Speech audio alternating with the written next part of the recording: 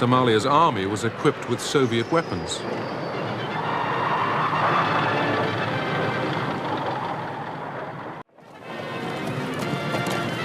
Neighboring Somalia had been a Soviet ally for years. Biyyoota Afrikaa keessaa handaara galaanaa yookiin coastline dheeraa qabaachuudhaan Madaagaskar ixaanuun biyya lammaffaadha. Qarqara garba guddaa Hindii kan jirtu Somaaliyaan lafa handaara galaanaa kiiloomeetira 3,333 qabdi. Biyyiti Afrikaa ba'aa lafti ishee diriiraa Pilaatoo fi Baddaa jedhamee hiramutuun argama isheetiin lafa tarsiimoo biyyoota baay'een hawwamurra jirti. Lixaan Itoophiyaa kaabaan galoo galaana Adan, kaaba dhiyaatiin Jibuutiin, gama bahaatiin immoo galaana Somaaliyaa fi bo'oo Gwadarfuu fi kibba bahaatiin ollaa Jibuutii taati. Bal'ina lafaa iskeer kiiloomeetira 637 fi 600 ol kan qabdu biyyittii tun boca isheetiin biyya lakkoofsa 7 fakkaata. Boca ishee goljaa fakkaatu dachiin biyya tana Afrikaa bahaatti uume kanatu ba'a Afrikaa gaanfa Afrikaa jechisiise. Kaabarraan lafti bu'aa bahiin qabdu gaarreen ishee ogoogaloo galaana Adan irraa fageenya garaagaraa irraa mul'atu. Qilleensa baramaa ho'aa waggaa guutuu bubbee moonsuunii fi rooba alidileetiin kan beekamu biyyiti uummata Sumaalee albuudotaan illee kan badhaate. Hawaasa ishee guutummaan hawaasa musliimaa kan taate biyyiti Jeneraal Ziyaad Barree biyya handaara galaanaa qofa ta'uu ishee qofa osoo hin taane ba'a Afrikaa irraa bakka murteessaatti argamuu ishee biyya argama tarsiimoo ishee jechisiisa. Ulaa daldala addunyaa fi bakka dorgommii humnoota jajjabooti. Galoon galaana Aden karaa geejjibaa bishaan irraa ijoodha. Keessumaa daddabarsa boba'aa galoo galaana Parshiyaatiif. Dinagdee bishaan irraa addunyaatiif ija lafaa bakka ta'edha galoon galaana Aden. Boba'aan addunyaa parsantiin 11 ol ulaa galoo galaana Aden kana ce'a. Akkasumas kutaaleen boba'aan itti qulqulleeffaman gamuma galoo galaana Aden kanaan geessa. Seensa bo'oo Suwizii fi kan galaana diimaa kan ta'e afaan Baabi'eel Mandabiifillee ollaa dhiyooti Somaaliyaan. Baay'inni buufatoota doonii naannawa kana jiranis laayyoo miti. Qabeenyi qurxummii fi qabeenyi uumamaa lafarraa fi simbirroota galaanarraa badhaasa biyya Somaaliyaati. Somaaliyaan uumamaa fi argama isheetiin biyya hiree nama dharraasisu akkasii haa qabaattu malee wal waraansi, shiftummaan, beelli fi saamichi galaanarraa faan maqaa addunyaan ishee ittiin beekudha. Waggoota kurnan sadan darban caalaniif diigumsaa fi gidiraa uummataa argaaf dhageettiif hin tolletu dachii ishee irratti dabaree naqate. Waraan dhuma hin qabne, wal'aansoo obsa fixachiisaa nagaa fi qananii uummataa fiduuf hin milkoofne. Biyya uummata seenaa aadaa boonsaa qabullee himachuuf boqonnaan argatiin barachuufis akka wallaale. Unkuramni wal waraansii fi finxaalessummaan dhaloota baay'ee nyaatee quufee goolabamuu madide. Nagaa misoomaa fi haqi waggoota kurnan sadi booda dhufuu fidide. Maaliif kan jedhu boodarraa laalla. Nu biraan hafina. Somaaliyaa miiliyoona 13 caalu horsiisa loonii oomisha qurxummii fi qonnaan jiraata. Miseensa Arab Liigii kan taate Somaaliyaan afaan uummata ishee garuu afaan Arabaa miti. Afaan Arabaa barnootaan yoo ta'e irraa kan hafe hin dubbatamu. Siiriyaan akka Somaaliyaa taati. Liibiyaan Somaaliyaa boriiti. Aleppoonis akka Muqdishoo jechaanii turan namoonni siyaasaa addunyaa gaafa Siiriyaan akka har'aan ta'in Aleppoonis tarree Muqdishootti hin dhufin. Liibiyaanis biyya wal waraansaa hin ta'in dura. Somaaliyaan fakkeenya biyya wal waraansaa digumsaa fi gidira lammiileeti. Bo'oon Suwizii akka lakkoofsa warra Awurooppaa bara 1869 gaafa banamee kaasee argamni Somaaliyaa biyya tarsiimoo akka taatu hiree baneefi ture. Qarqara Afrikaa bahaa fuullee ardii Eeshiyaa ta'uun biyya tanaaf bakka lafa murteessituu ishee jechisiisa. Adeemsa gita bittaa yookiin koloniyaalizimii warra Awurooppaa booda Somaaliyaan akkuma biyyoota Afrikaa biroo faranjiidhaan qircamte turte.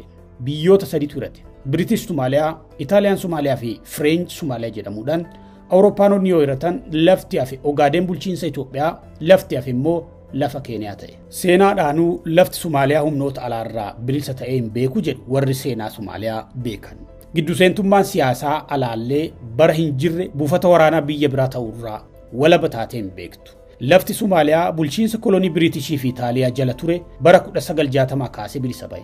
Bulchiinsa French jala kan ture immoo bara 1977 bilisoomee biyya Jibuutii jedhamtu ta'e. Bulchiinsa kolonii Biriitishii fi Itaalii jala kan turan lafti Somaaliyaa amajjii tokko bara 1960 tokkummaa uumuudhaan biyya Somaaliyaa guddoo jedhamtu ijaaran. Adan Abdullee Osman Dar pireezidantii jalqabaa Somaaliyaa filannoodhaan aangootti dhufe ta'e. Waggaa torba erga bulchee booda namni kun filannoo ummataatiin baallii pireezidantii haarawaa Abdirashiid Ali Sharmaarkeef kenne. Yeroo kana Somaaliyaan biyya nagaa fi tasgabbii taatee Switzerland Afrikaa jedhamuudhaan leellifamuu jalqabde. Abdiin kun osoo hin bubbulin Malaammaltummaan amala mootummaa Somaaliyaa ta'e. Abdiin dukkanaa'e. Pireezidaanti Abdirashiid Alii Sharmaarkee waggaa lama erga bulchee booda eegdota isaatiin ajjeefame. Kun onkololeessa 15 bara 1969 ture. Kana hordofee muummichi ministeera haaraan Muktaar Mahammad Hussein biyyattii bulchuutti dhufe. Muktaar guyyoota ja'a qofa aangorra erga ture booda fonqolcha mootummaa waraanni Somaaliyaa irratti raawwateen aangorraa kaafame. Seenaa siyaasaa ammayyaa Somaaliyaa keessatti maqaan isaa ol ka'ee kan waamamu Jeneraal Ziyaad Barreen mataa mootummaa Somaaliyaa ta'e. Barri nama kanaas Somaaliyaaf hamaa ta'ee itti fufe. Ziyaad Barreen waggoota 20 Somaaliyaa bulche. Gadaasaatti namoonni ni hidhamu. Qabeenyi isaanii beenyaa malee dhaalama. Dooniin daldalaa shaqaxaa fi qabeenya fagoorraa fiddee buufata barbaraa qubattu hundi sirna Ziyaad Barreetiin dhaalamti. Dubbiin hammaatee jira. Gadaan siyaasaa diimokiraasii Somaaliyaa dhumatee jira. Maddi aangoo sagalee uummataa osoo hin taane qawweedhaa jedhe Jeneraal Ziyaad Barreen. Barreen paarlaamaa diige. Barreen heera biyyattii hojiin ala godhe. Mormitoota paartilee siyaasaa sin diige. Namoota siyaasaa walitti qabee hidhe. Walabummaa miidiyaa daangesse. Barri dukkanaa Somaaliyaa jalqabee jira. Abjuun diimokiraasii fi haqaa dukkanaa'ee jira. Gaduma deemaa dhufte biyyattiin. Bulchiinsi waraanaas hammaachaa dhufe. Barreen mootummoota jajjaboo yeroo sanaa lamaan deeggaramaa ture. Mootummaa Yuunaayitid Isteetii fi kan Raashiyaa. Biyyattii keessatti bu'uuraalee misoomaa ijaaruudhaan jijjiirama fidee ture mootummaan Ziyaad Barree. Doofummaa hir'isuuf carraaqqii gaariis godhee jira. In 1977, the great power's attention shifted to the Horn of Africa. Bara 1977 akka lakkoofsa Faranjiitti Jeneraal Ziyaad Barreen sochii siyaasaa haarawaa eegale. Bulchiinsa mootummaa Itoophiyaa jala kan jiru kutaa Ogaadeen kan uummanni Somaaliyaa keessa jiraatu dhuunfachuun Somaaliyaa jala galchuudhaaf lola eegale. Uummanni Ogaadeen keessa jiraatu uummata Somaaliyaa guddootiin tokkodha. Daangaan arma duraas daangaa gita bittootaa yookiin colonial border. Kanaaf uummanni eenyummaa tokko qabu kan Itoophiyaa jiruu fi kan Somaaliyaa jiru walitti jigee Somaaliyaa guddoo ijaarran abjuu Jeneraal Ziyaad Barreeti. Waraana Ogaadeen kanas waraana loltoonni Ziyaad Barree lolan osoo hin taane garee adda bilisummaa Somaaliyaa lixaa Western Somalia Liberation Front jedhamuun akka baname fakkeessee dhiyeesse. Garuu dubbiinsaa akkas miti. Loltoonni Somaaliyaa kuma kurnaniin kilaashii hanga taankii fi moortarii hidhachuudhaan Itoophiyaa koloneel Mangistuu Hayilamaariyaam irratti duulan. Neighboring Somalia had been a Soviet ally for years. Somalia's army was equipped with Soviet weapons.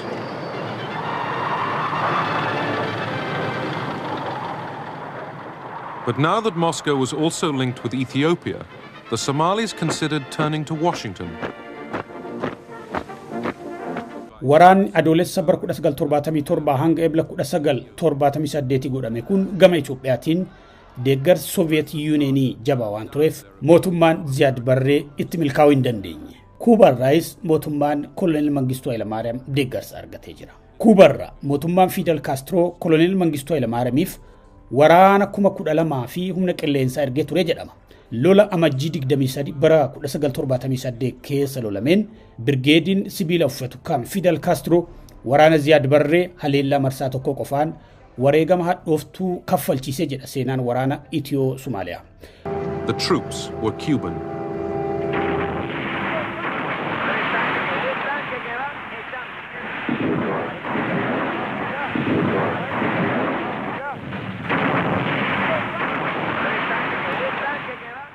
Loltoonni Itoophiyaa fi Kuubaa taankiiwwan waraanaa 300, madfiiwwan waraanaa 156, xayyaarota waraanaa 46 hidhatan Harar, Dirreedawaa fi Jigjigaa qubachuudhaan malaan waraana Ziyaad Barree lafa Ogaadeen irraa buqqisan. Ebla 23 bara 1978 immoo lafa Ogaadeen harka 3 keessaa 2 to'atan. Kunis xumura waraana Itiyoo Somaaliyaa yookiin waraana Ogaadeen ta'ee darbe. It was the only operation we conducted in full agreement with the Soviets.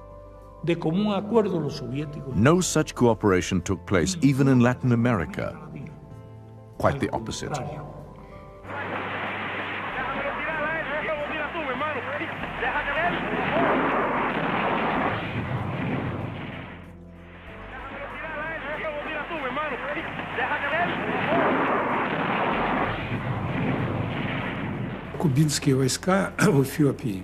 The Cuban troops in Ethiopia played a very important role. The Ethiopians couldn't have provided the military organization to destroy the Somali troops in such a short period of time, even with our help. Эфиопия и даже с нашей помощью не смогла бы. With Cuban troops and Soviet support, the Ethiopians drove the Somalis out of the Ogaden. But Moscow wouldn't let the troops advance into Somalia. Loltoonni Ziyaad Barree lubbuun hafanis injifatamanii kutaa Ogaden keessaa duguugamanii ba'an. Waraana Somaaliyaa yeroo sanii keessaa 2/3 dirree waraanaa kanatti duguugame. Walakkaan humna qilleensaa biyyattis ni barbadaa'e. Waraanni kun loltoota Somaaliyaa waraana bittinnaa'ee fi kaamilee hin qabne godhee hambise. Loltoota biyyatti onne keessatti bakse. Ummata Somaaliyaatiinis waraana fudhatama dhabe godhe. Sabboonummaa fi jaalalli biyyaa ummata Somaaliyaa ni bade. Gosaan wal qoqqooduun dhufe. Mootiiwwan waraanaa dhalatan. Faashistoonni biqiluu jalqaban. Gareen amantaa wal waraa dhufan. Haalli kun waraanni akka fincilu gochuudhaan Somaaliyaa wal waraansa yookiin siviil waaritti galche. Mormiin biyya keessaa hammaachaa dhufe. Mootummaa alaatiin deeggaramuudhaan gosoonni kaan Somaaliyaa abbaa irrummaa Ziyaad Barree didan. Ziyaad Barreenis rokkeettii fi xiyyaarota waraanaasaa gara ummata bulchuutti naannesse. Hargeysaas xiyyaaraan haleele. Magaalaa guddoo Biriitish Somaaliyaa duraanii jechuudha. Caamsaa bara 1988 kaaba biyyattiitti nama 10,000 fixee jedha haleellaa kanaan. Bara 1991 gosoonni kaabaa fi kibba Somaaliyaa mootummaa alaatiin hidhatan mootummaa Ziyaad Barree loluu jalqaban. Jeneraalichi dadhabe. Bichuuwwan isaa jajjaboonis isa gananii jiru. Mootummaan Soviet Unionis kan United States deeggarsa irraa kutan. Pireezidantiin Ameerikaa yeroo sanii Jimmy Carter abjuun Ziyaad Barree lafa Itoophiyaa weeraruu waan ta'eef meeshaa waraanaa dhoorkannee jedhu. I thought that Somalia should not be permitted to succeed in trying to take Ethiopian territory, and I refused to give the Somali government any weapons. Raalicha ga'ee jira. Tooftaan Ziyaad Barreen aangoo irratti ture gosa irratti kaasuu fi gosa barbaadu addatti jabeessuudhaan jedhu warri siyaasaa isaa beekan. Dhumarras gosatu irratti ka'ee aangoo irraa qilee kaa'e. Haala kana hordofee bulchiinsi Biriitish Somaaliyaa duraanii Somaaliyaa irraa fottoquudhaan 1991 walabummaa ishee labsatte. Riippaabilika Somaalilaand ofiin jette. Hawaasa addunyaa irraa garuu beekamtiin qabdu xinnoodha. Har'as akkasuma. Kutaan bulchiinsa Itaaliyaa Somaaliyaa duraanii hafe immoo Riippaabilika Somaaliyaa taate. Ziyaad Barreen kufee jira. Barri 1991 dhuma gadaa Ziyaad Barree ta'ee seedeeffamee jira. Ziyaad Barreen riphee loltoota hanqilee kaa'amee jira. Ali Mahdi pireezidantii yeroo Somaaliyaa ta'e. Garuu Mohammad Farah Hadid waliin galle. Lamaan isaanii ji'oota 4 wal waraanan. Dhukaasa dhaabuuf walii galtee irra ga'an. Garuu wal waraansi hin dhaabbanne. Mootummaan giddu galeessaa Somaaliyaa du'ee jira. Beektonni siyaasaa Somaaliyaa akka jedhanitti Ziyaad Barreen waggaa 2 dursee osoo aangoo gallakkisee ture, ummanni Somaaliyaa carraa gurmaa'ee nagaa fiduu fi mootummaa ijaarrachuu ni qabaata ture. Badiin guddaan Ziyaad Barree tokko yerootti bu'uu dhabuu isaati jedhu. Ummanni Somaaliyaa garuu mootummaa ummataa ijaarrachuuf humnaa fi qophii hin qabu. Mootummaan Somaaliyaa diigamee jira. Biyyi koloniyaalizimii booda aadaa dimookiraasii jajamuun beekamtu Somaaliyaan burkutooftee jirti. Dimookiraasiin fakkeenya Afrikaa kan turtee fi Switzerland Afrikaa kan jedhamtu Somaaliyaan guyyaa fonqolcha Ziyaad Barree kaasee biyya wal waraansaa, shorkeessummaa, yakkaa, beelaa fi deegaan maqaan ka'u taate. Mootummaan kufee jira. Sirnis diigamee jira. Sirni siyaasaa burkutaa'ee jira. Haa ta'u malee uummanni Somaaliyaa rakkinuma ta'e baatee gamtaan turuu filate. Gama tokkoon mootummaa malee turuu akka danda'u mirkaneessullee Somaaliyaan biyya meenya biyya lafaa hedduu fakkeenya fudhatan taate. Wanni walitti hafee uummata Somaaliyaa qofa. Beelli fi wallolli uummata biyyattii miiliyoonaan gaaga'aa waggoota 13 turee jira. Biyyi Somaaliyaa sirna giddu seentummaa humnoota alaa ittiin ofirraa dhoowwitus hin qabdu. Buddee bara 1992 mootummaan Ameerikaa humna Somaaliyaa irratti waraana bane. Ergamni kun nageenya gurmuu gargaarsa namummaa UN tiksuu fi mootummaa giddu galeessaa iddootti deebisuu haal duree jedhuun ta'e. Opereeshiniin kun humna naga eegumsaa dhaabbata biyyoota gamtoomanii achitti bobba'e balaarraa tiksuuf illee kan kaayeffatedha.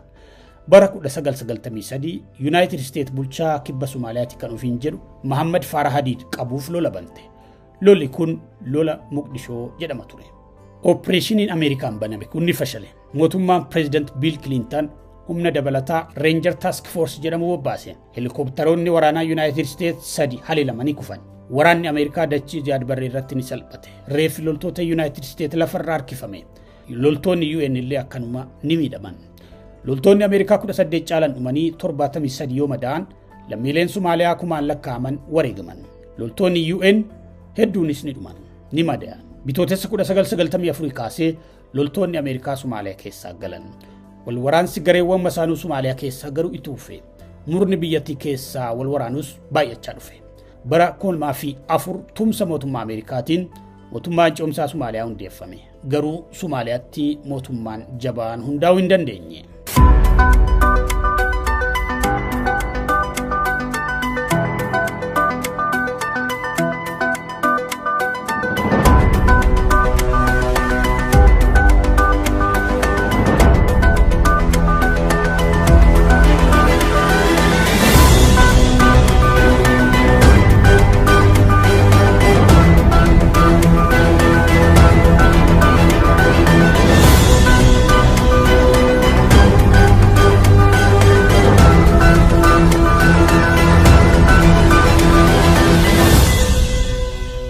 Kun kanaan osoo jiru Somaaliyaatti gareen Islamic Court Union jedhamu immoo mormituu mootummaa ce'umsaa ta'ee dhalate. Somaaliyaatti bulchiinsa shari'aa hundeessuun akeeka garee ICU kanaati. Bara 2006 keessa gareen kun magaalaa Muqdishoo dabalatee guutummaa kibba biyyattii dhuunfatee ture. Buufata galaanaa fi xiyyaaraa waggoota 12 oliif cufamee tures bane. Yeroo kana Itoophiyaan jidduu seente. Mootummaa ce'umsaa jabeessuu fi ICU dadhabsiisuudhaaf. The jihadists in Mogadishu did not declare their jihad against Ethiopia in hiding. They did it in front of the international media. Muddee bara 2006 waraanni Mallas Zeenaawii Somaaliyaatti bobba'uudhaan Muqdishoo to'ate. ICU ni dadhabe. Gara kibba Somaaliyaatti dacha'e. Bara 2007 dhaabbanni mootummoota gamtoomanii gurmuu nagaa eegsistootaa gamtaa Afrikaa AMISOM jedhamu Somaaliyaatti bobbaase. Yeroo kanas loltoonni Itoophiyaa achuma jiru. Loltoonni Itoophiyaa ergama kanatti garuu bara 2014 makaman. AMISOM has formally welcomed the Ethiopian National Defense Forces. Maqaan AMISOM garuu gaariin turre. Human Rights Watch waraanni AMISOM dubartoota gudeeduu namoota nagaa ajjeesuuf yakkoota garaagaraatiin himate. Uummanni Somaaliyaas waraana AMISOM kana akka weerartuutti lakkaa'u eegale. Loltoonni Itoophiyaas loltoota walabaa osoo hin taane gosa gosa irratti kaasuu jechuu jalqaban. Gareen ICU dhiibamuu isaatiin finxaaleeyyiin keessaa dhalachaa dhufan. Al-Shabaab dhalate. Kibba bal'aa biyyattii dhuunfachaa dhufe. Kutaan Al-Shabaab to'ate bakka biraarraa nagaa kan qabu ta'ee argame. Bara 2011 humni alaa ammas qawweedhaan Somaaliyaa seene. Kan ammaa kun humna waraanaa Keeniyaati. Qabeenya qurxummii galaanaa ofii tikfachuudhaaf Somaaleen shiftummaa galaanarraa eegalan. Waraannis bakka bakkatti itti fufe. Somaaliyaatti kufaatii mootummaa Ziyaad Barree booda nagaaf fullaan hin dhufne. Lollis hin dhaabbanne. Mootummaan giddu galeessaa jabaan guutummaa biyyattii dhuunfatee bulchuus hin dhufne. Jiddu seentummaan humnoota alaa sinuma jira. Yakki saamichi galaanarraa lolli, buqqa'uun, beelli, hongeen, dhibee fi hiyyummaan rakkoo waggoota 30 olii lammiileen Somaaliyaa keessa darbani. Qabeenyawwan guguddaa uumaan ishee badhaases qananii uummataaf oolchuu hin dandeenye. Argama ji'oogiraafii uumaan isheef hiree tures fayyadamtee irree jabaa horachuu hin dandeenye. Biyyi barii bara koloniyaalizimii 1960 booda fakkeenya dimokiraasii turte amma fakkeenya biyya diigamtee ta'uudhaan maqaan ishee ka'aa jira. Egereen Somaaliyaa ammas raaguuf rakkisaadha. Somaaliyaan akkanaan diigamte.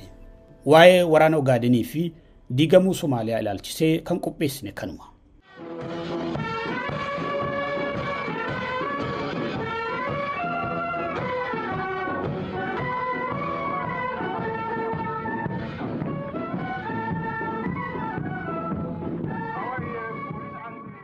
Somalia's army was equipped with Soviet weapons.